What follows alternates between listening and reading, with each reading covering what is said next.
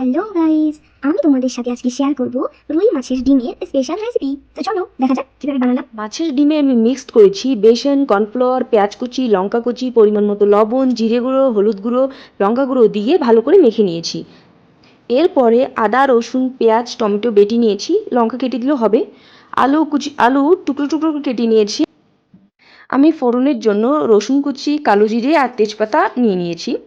তারপরে মাছের ডিমের বড়াগুলো এভাবে করে ভাজতে হবে। তোমার ইচ্ছে মতো তোমার শেপ দিতেই পারো। এই তো লালচে লালচে ভেজে নিয়েছি আমি, তারপরে ভেঙে দেখাচ্ছি। এটা কিন্তু এমনিতেও খেতে অনেক ভালো লাগছিল, অনেক টেস্টি লাগছিল স্ন্যাক্স হিসেবে। তারপরে আমি সবগুলো একে একে ভেজে নিয়েছি কমপ্লিট। সবগুলো ভেজে নেওয়ার পরে আমি একই তেলে আলুগুলো দিয়ে দিয়েছি। ওখানে একটু লবণ, একটু হলুদ দিয়ে ভালো করে ভেজে নিয়েছি, লালচে লালচে করে ভেজে নিয়েছি। এই তো এইভাবে লালচে লালচে করে ভেজে নিতে হবে। তারপরে আমি ওই একই তেলে ফোড়ন দিয়েছি তেজপাতা, রসুন কুচি, কালো জিরে ফোড়ন দিচ্ছিলাম। ফোড়ন দিয়ে একটু নেড়ে চেড়ে হালকা একটু ভেজে ভেজে নিয়ে তারপরে আমি এখানে যে আমার মশলাগুলো রেডি করেছিলাম সেই মশলাগুলো আমি ঢেলে দেবো।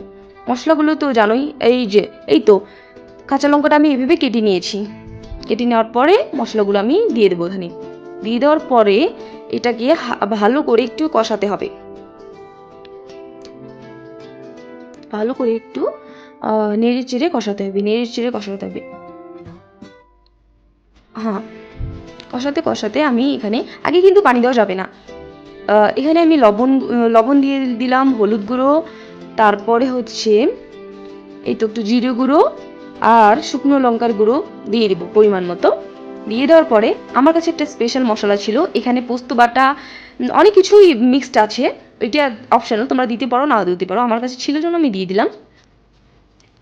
ওইটা একটা স্পেশাল মাছের মশলা, এখানে পাওয়া যায় তো অ্যাকচুয়ালি দার্জিলিংয়ে, তো ওখানে দিলাম। তাই তো এখানে একটু পানি দিয়ে ভালো করে কষাতে হবে কষায় কষায় যে ভেজে রাখা আলুগুলো রেখেছিলাম আমি সেটা দিয়ে ভালো করে একটু সেদ্ধ করে নিতে হবে। হালকা একটু কষায়া তারপরে এখানে পরিমাণ মতো পানি দিতে হবে। পানি দিয়ে তারপরে এটাকে একটু সিদ্ধ করে নিতে হবে। এই তো সিদ্ধ হয়ে গেছে প্রায় আমার আলু। এই তো, হ্যাঁ, সিদ্ধ হয়ে গেছে। তারপর এখানে মাছের ডিমের বড়াগুলো ঢেলে দিলাম। ঢেলে দেওয়ার পর হালকা নেড়ে কষায়া পরিমাণ মতো জল দিতে হবে।